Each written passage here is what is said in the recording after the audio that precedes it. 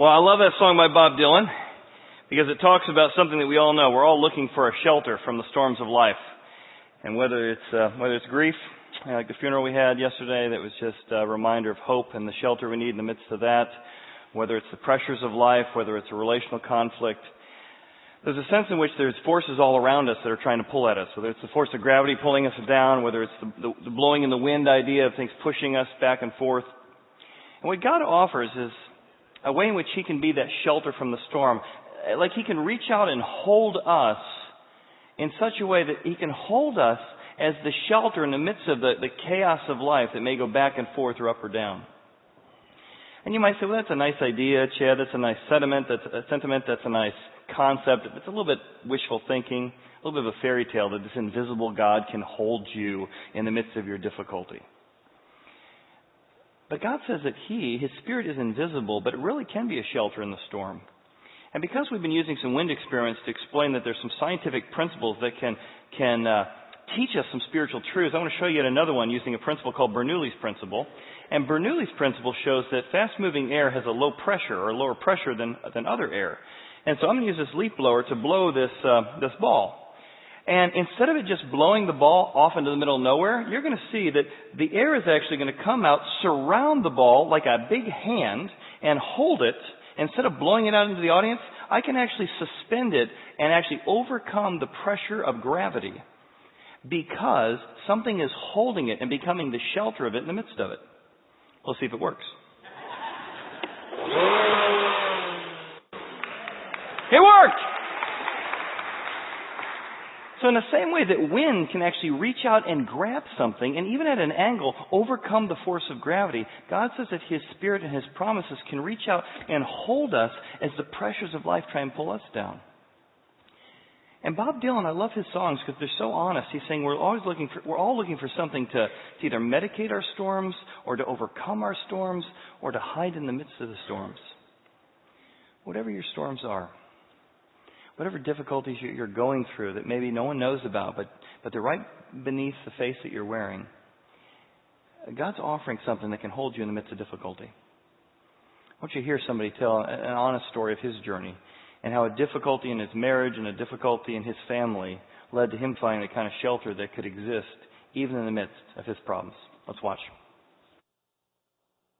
My name's Chris Rice. I am almost 34. I live right outside of Chicago. Started out in my career early as an athletic trainer, still am, but I worked with athletes, and so now I've transferred into the surgical side of things. I love what I do, and I have a passion for it. I love athletes. I love just putting my life into them.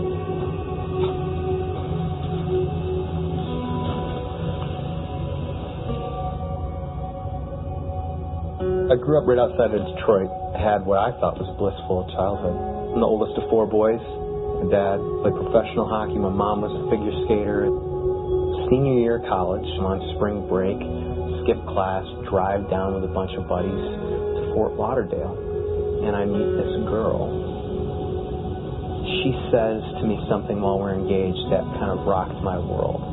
She's like, "You've got an anger problem, and you need to deal with this before we get married." We ended up having 2 kids really quickly, 14 months apart. And what I started to see was the same tracks. So my wife is sitting there with kids, and I'm at my work. I remember my wife said, "Chris, you're a construction boot, and I'm a flower, and you crush me." The train fell off the tracks in August of 2011. Feeding my son in the middle of the night. My wife says, "It's your turn to feed," and I'm like, "Well, this is ridiculous. It's 3 a.m. Like, I'm losing all this sleep. I just can't handle it anymore." I'm trying to feed him out of the bottle, and he's falling asleep at the bottle.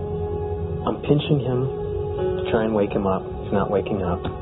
Finally, I pinch him hard enough to get a yelp, and that yelp is the undoing of my life.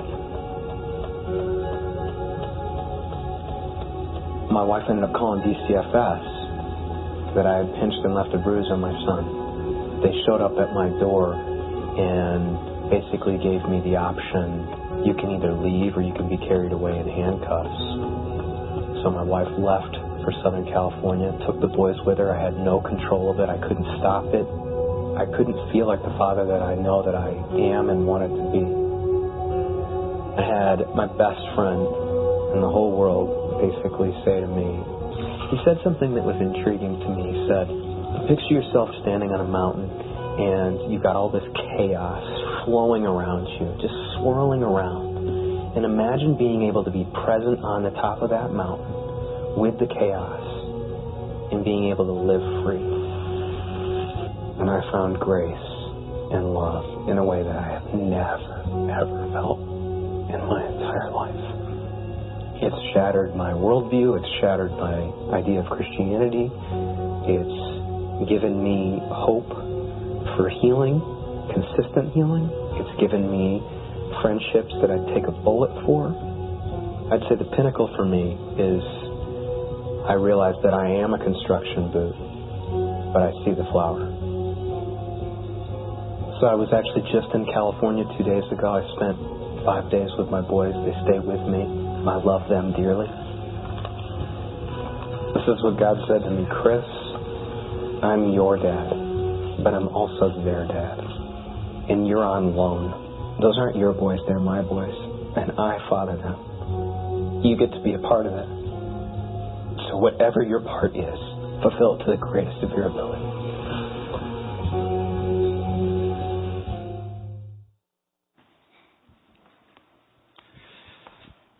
You know, Chris discovered that the storms of life can pound hard against our lives and knock us all off our feet. I mean, they can come at us from almost any direction. And they pound hard against our sense of this is how life ought to be. This is the way it ought to work. They can even bring into question the very goodness of God. Like the biopsy you got last week comes back positive. Now you've got cancer. And you wonder why. Or maybe you discover that your spouse is having an affair. And that creates more pain and anguish than you ever imagined. And you wonder, what did I do to deserve that? Or you get that phone call in the middle of the night. You discover your son has been arrested. Now, I think of the storms of life that Patty and I have faced, a couple of them. I mean, there was a diagnosis of Crohn's disease, the loss of job, prostate cancer, 2 kids with brain tumors, and then surgeries. Suddenly, the clouds begin to build and the wind begins to blow, and you just can do nothing but hunker down and hang on for dear life. You see, storms in life, they're inevitable. I mean, on one occasion, in the storm created before World War II, Winston Churchill was asked to explain the decision of the Soviets that confounded everyone. He said this: it's a riddle wrapped in a mystery inside an enigma. You know, that's an apt description for life, isn't it? I mean, life is filled with numerous riddles wrapped in mysteries, hidden inside of enigmas. Like, why is it that you can put an even number of socks in your washing machine, but an odd number come out? That's a mystery, isn't it? Oh, why is it that when you take your car to the shop, something goes wrong with your car, it disappears when the mechanic is behind the wheel, and it reappears 5 miles from his shop? That's a mystery as well. There are other mysteries, like why the med student with such promise dies at age 25, but the serial killer lives on unapprehended.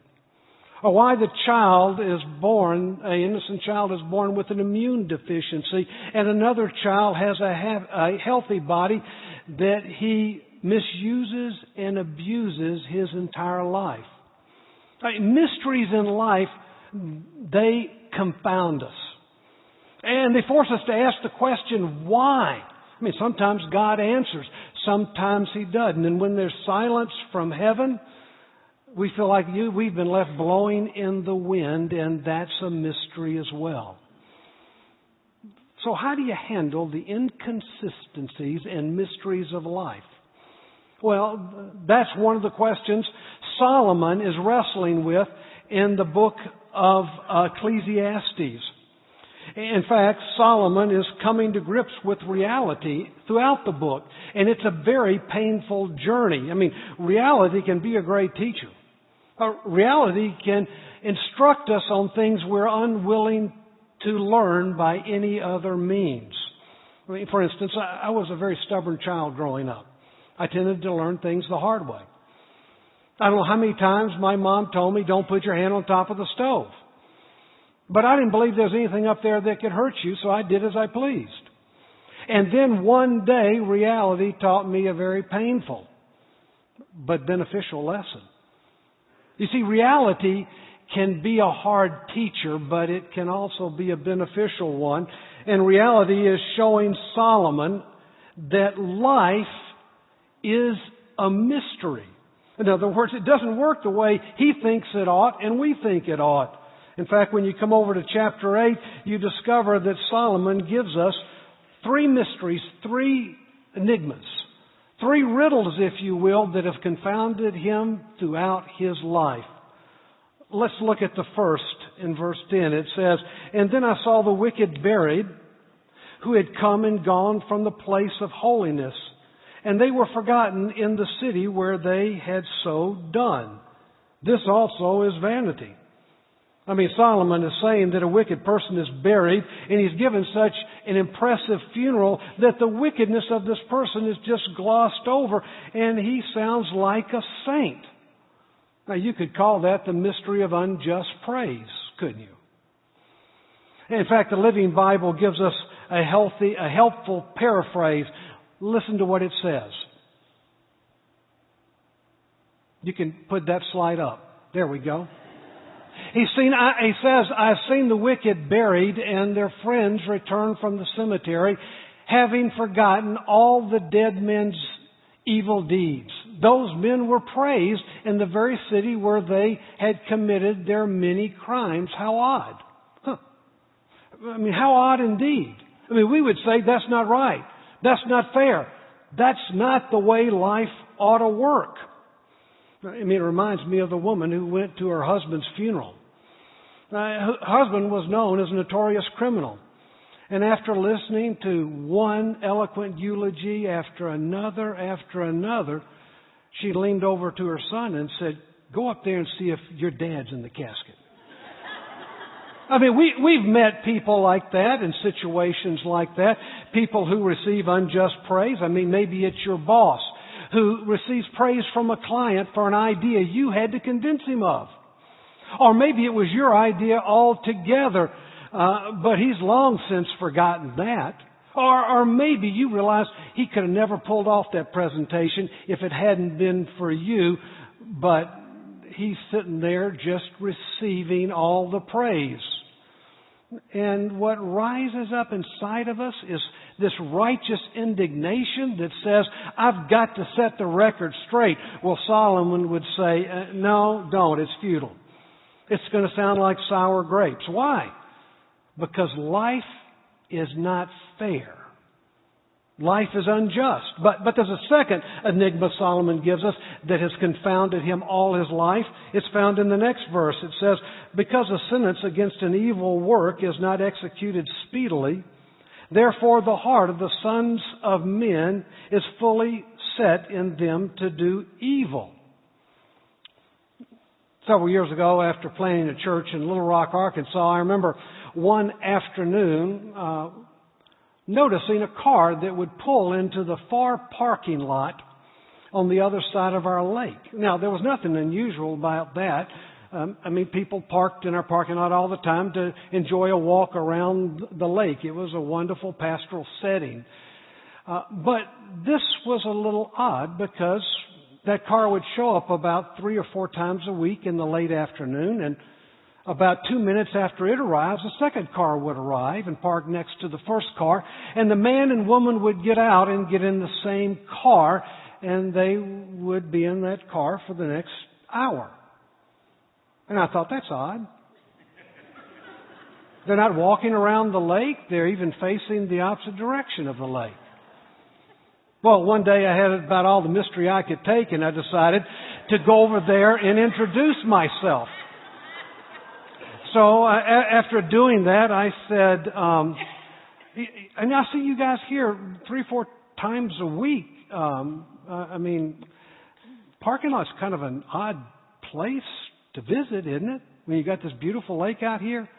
And they said, oh, we just love the setting. We love the peace. It's a great place to come for maybe 30 minutes to an hour before we head home and the chaos that's there. And I said, well, that's great. I appreciate you guys enjoying the setting and feel free to use it. I said, you guys married? And they said, yes. And they showed me their wedding rings. I don't know what it was. Maybe it was the fact they showed me their wedding ring, or maybe it was the guilty look on the woman's face. But the next thing out of my mouth just kind of jumped out before I really knew what I was saying. I said, well, you guys aren't having an affair, are you? And they looked at me surprised and said, well, we are married. And the man said, I'm telling you the truth, with his finger out like that.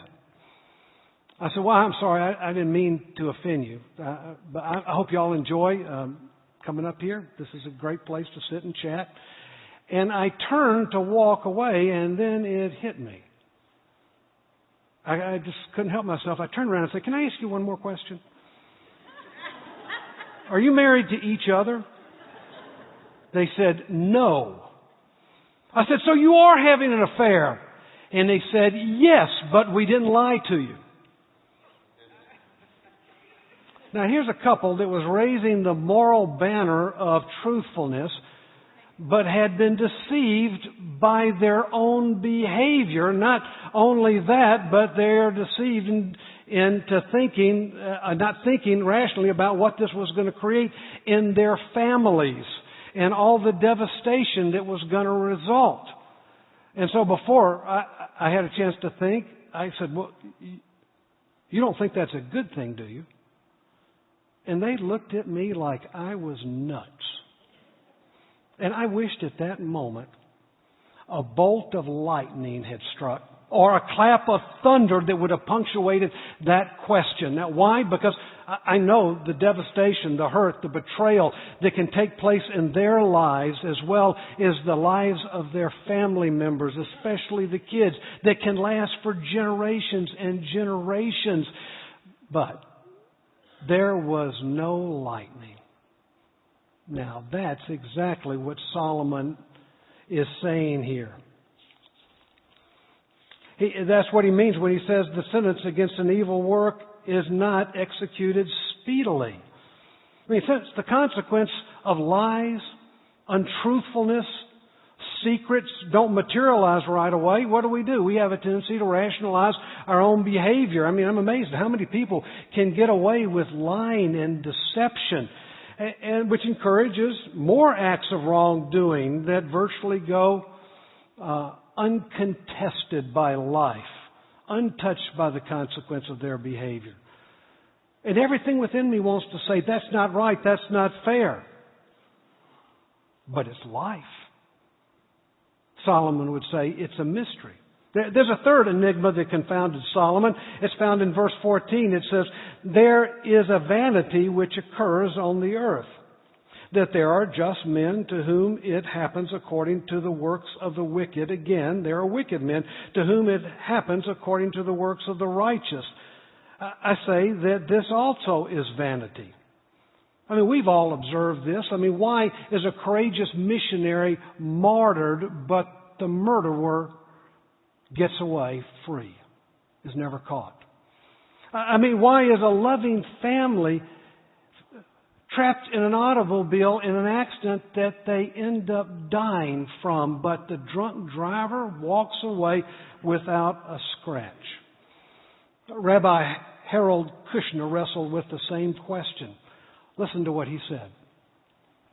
He said, The misfortunes of good people are not only the problem to the people who suffer and their families, they are a problem to everyone who wants to believe in a just and fair and livable world. They inevitably raise questions about the goodness, the kindness, even the existence of God. And then he goes on to say, I've seen people made noble and sensitive through suffering, but I have seen many more people grow cynical and bitter.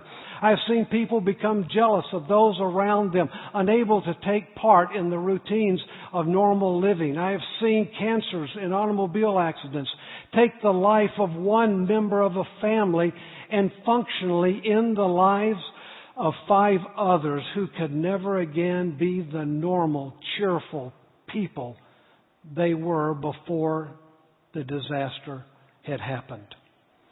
Solomon would call that the mystery of unfair consequences. In other words, they defy explanation.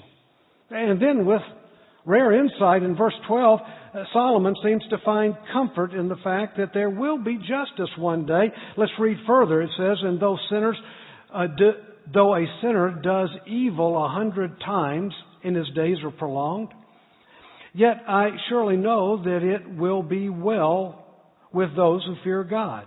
But it will not be well with the wicked, nor will he prolong his days, which are a shadow, because he does not fear God. Now, you read the words fear God in that verse, and it causes you to ask the question, now why is that a good thing? And what does it mean to fear God? Well, you need to know the word fear is used by Solomon here does not necessarily mean to be scared of or afraid of God.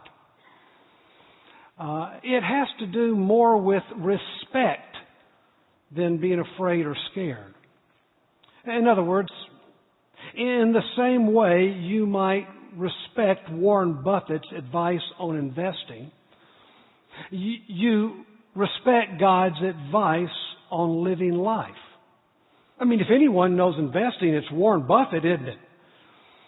But it's actually your respect for Warren Buffett that makes you afraid of going against his advice and saying, I'm going to do this on my own. I don't need Buffett. And the same is true with God. I mean, Solomon is saying that though the guilty may get away with murder 100 times over, remember, God does know what He's doing.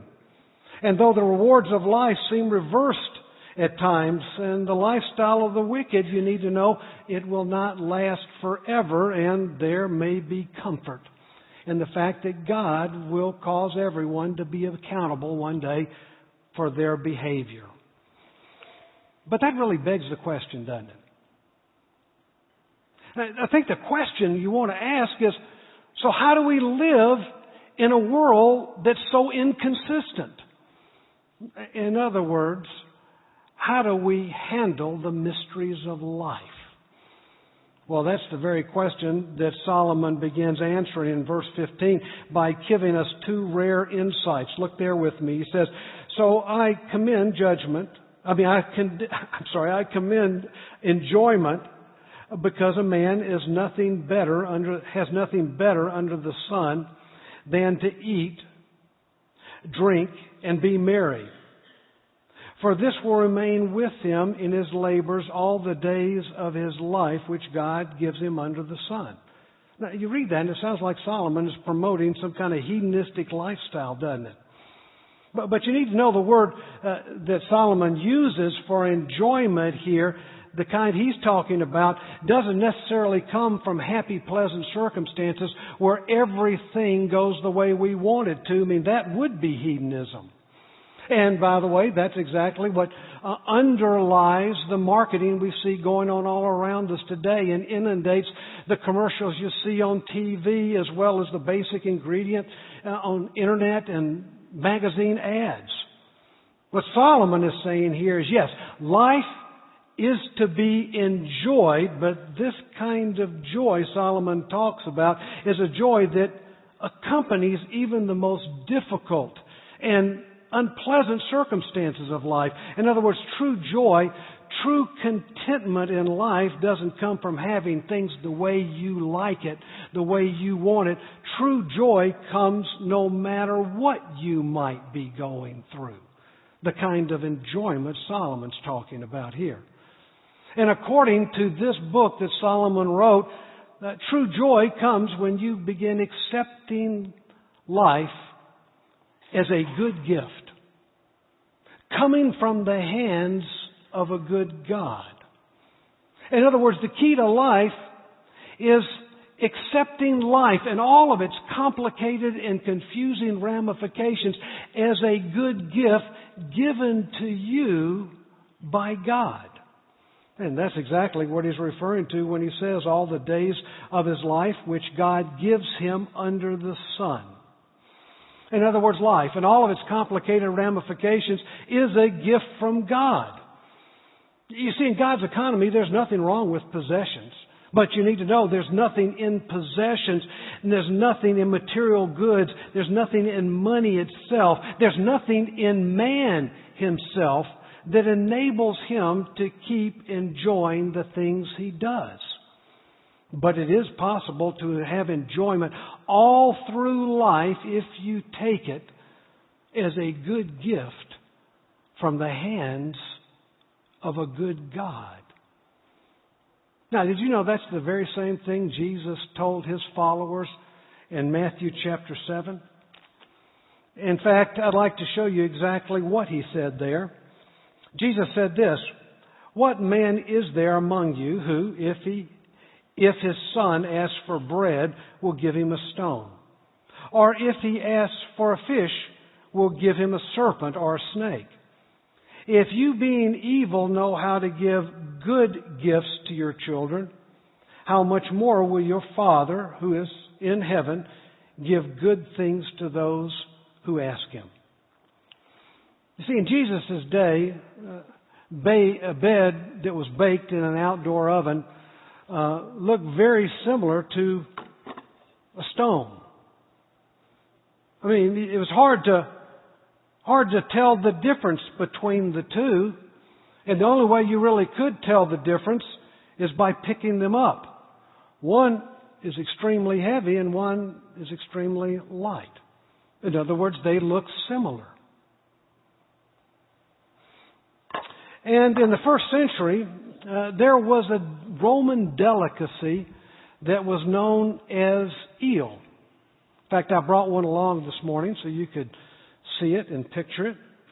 Now, this is a saltwater eel. The ones the Romans ate were freshwater eels. You can kind of see them down there on the bottom. Now, an eel is a fish. And you know he's a fish because he's got gills, he's got fins, and he's got scales. That's the definition of a fish. Now, though it's hard to see it on this one right here, if you look at the screen, you'll notice this picture. You can see clearly the fins. See the fins there, the top and the bottom, and you can see the gills near the head. Now, the interesting thing about eels is that when you catch them and you take them out of the water, their fins just collapse against their side, and they look like a snake. A poisonous snake. You can see one here. So the analogy is this. He's saying, if an evil dad would be unwilling to give his son a rock and say it's bread, and if he's unwilling to give his son a poisonous snake and say it's a delicacy, but will only give his son good gifts, how much more would your Heavenly Father be willing to give to you? The problem is, as we're walking through life, God approaches us with a delicacy. We look at that and we go, well, I don't know, that looks kind of like a snake to me. God says, yeah, I know it looks like a snake. I know it does. But you got to trust me. It's a delicacy. But we're running from it saying, that's a snake. It's a snake. It's a snake. And God is calling out to us, no, it's steak. It's steak. It's steak. And God ends up chasing us down the beach with this delicacy that we refuse to receive. You see, finding joy means resting in the goodness of God through poverty, through lost opportunities, through failed business, through natural disasters, through terminal illnesses. It's resting in the goodness of God. God allows good and joy to come out of any and every circumstance. I mean, some of you are facing circumstances right now that look like snakes. And joy can be found in the midst of them if you look at life as a good gift given to you by a good God. Now, secondly, Solomon would say, joy comes when we comprehend life as it really is. In fact, as a child, I remember I'd play all day during the summer. I'd be down at the creek exploring or building forts with my friends. And I'd spend the entire day playing, and I would usually come in just before supper, and I was starving. I'd run in the kitchen, Mom, what's for supper? When's we having supper? I got to have something to eat. I'm starving, Mom, I'm starving. And my mom would always hand me this. Oh, here, have a cracker and cheese. Cracker and cheese? Yuck! I wasn't interested in that. I was looking for ice cream. I was looking for a handful of cookies, maybe a candy bar. But Mom, she'd say, son, that'll spoil your supper. And so I'd get frustrated. I may take a nibble off of one, and then I'd stomp out of the kitchen saying something under my breath like, I'm starving to death. I'm starving to death. Well, several weeks ago, Patty and I had some friends over for dinner. Guess what Patty put out on the table? Crackers and cheese. But I gladly accepted them because I knew they were just an appetizer. And I could see the chicken on the grill. I could hear the water boiling for the sweet corn. I could smell the bread baking in the oven. And I saw the chocolate pie on the countertop. But guess what? I gladly accepted the cracker and cheese because I knew it was just an appetizer, a little something to whet my appetite, to tide me over for the meal that was coming. The same is true today about life. We go through life, chasing career, pursuing possessions, pleasing our spouses or attempting to, and we fully expect that career and possessions and relationships are going to satisfy the deepest longings of our life. And when they don't, we get angry at God. We feel cheated. And we want to spit whatever that is out of our mouth like a sorry old cracker. It was in the New Testament, Paul, an older man, advising a younger man when he said this. He says, Timothy, it's God who gives us richly all things to be enjoyed. What he's saying there is that we are to appreciate and enjoy all the good things of life that God has given us. Why? Because life is a gift from God. But these gifts are just mere appetizers. And the reason they're appetizers is because the real meal is yet to come. Too many of us try to make a meal out of the appetizers, and then we complain to God why we're not filled. Wives, did you know all your husband is an appetizer? That's all he is. Now, you don't expect to get filled up on an appetizer, do you? No, you don't. You can choose to savor him and appreciate him as a gift given to you by God, or you can begin feeling ripped off that he's not perfect. But ladies, the choice is yours. And your perspective will make all the difference in the world. I can look at Patty today and I can savor her because I know that there's a feast to come. But furthermore, as Patty grows and as we've grown together and we accept each other's weaknesses and as we are becoming more and more like Christ, I've started noticing that Well, the appetizer is starting to look a whole lot more like a sandwich. And that can happen in your life as well. And the reason is that life is not fair. It's not just. And that's because life is just an appetizer. I mean, men, do you know all your career is an appetizer? Leaders, did you know all your stuff, the things you accumulate, your houses, your cars, your material possessions, they're just mere appetizers that point to something else in the future. You know, throughout our days, God will give us the ability to accept and cope with the reality of life, even though at times we don't understand it. Why? Well, because it's a mystery. But joy will come as we learn to accept life as a gift, a good gift given to us by a good God. And we comprehend life for what it really is. It's just an appetizer.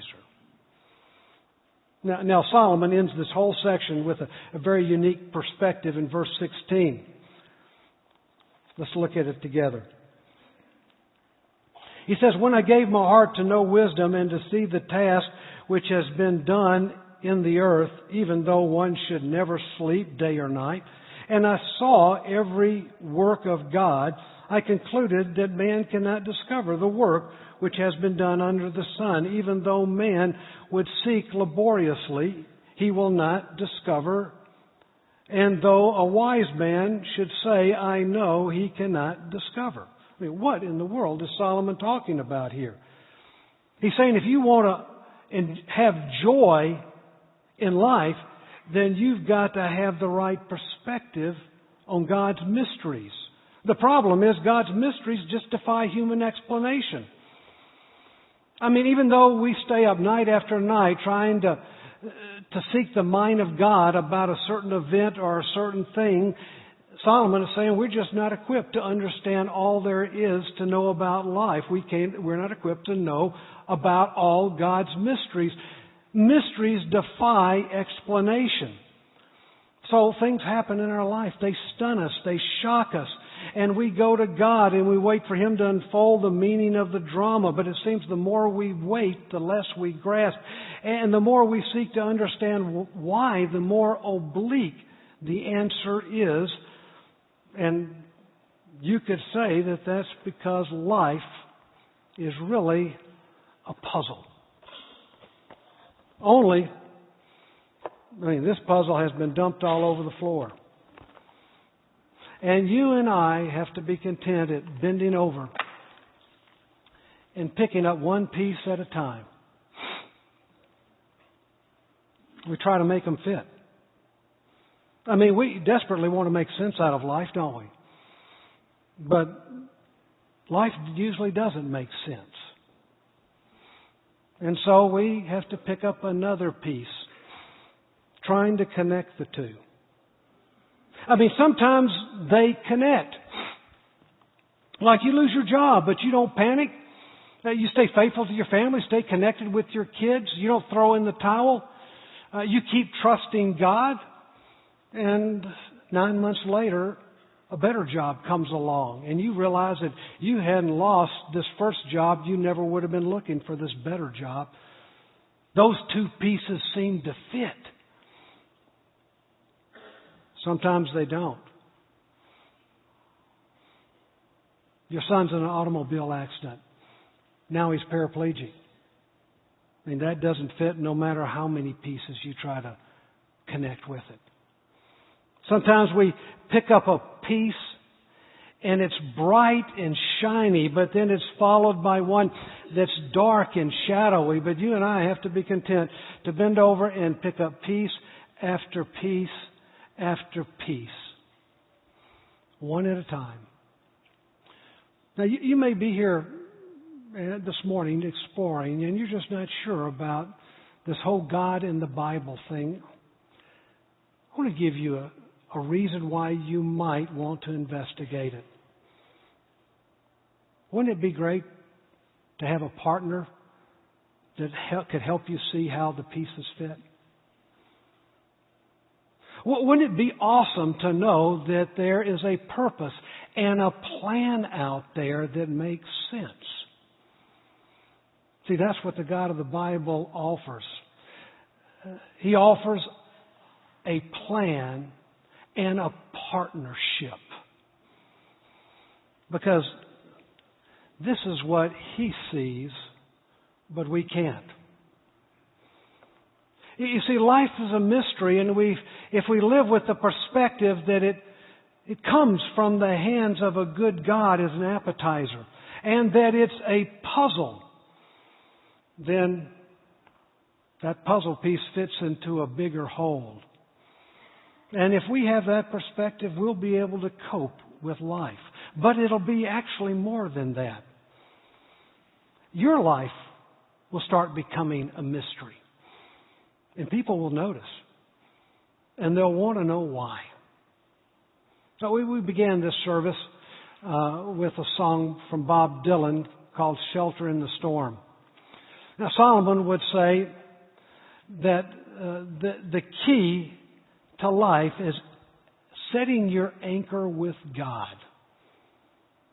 And if you do, you'll discover that you'll not only survive the storms of life that come your way, you'll actually learn how to survive those storms.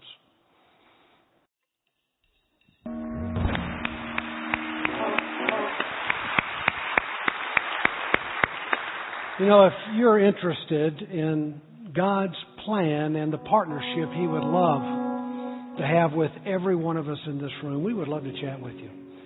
I want to encourage you to drop by the Hearth Room after the service. We have some folks down there that would love to talk with you and put a name with a face. But maybe you're not ready for that. And I'd recommend that maybe you need more time, and I'd recommend that you simply pray, God, if what Doug said is true, and you want a partnership with me, and there is a plan out there that makes things fit, would you show yourself to me? And I promise you, He'll answer that in one way or another. You know, if you came prepared to give this morning, offering boxes are out in the hall. You can just drop it off there. We are thrilled you're here and look forward to seeing you next week. Thanks for coming.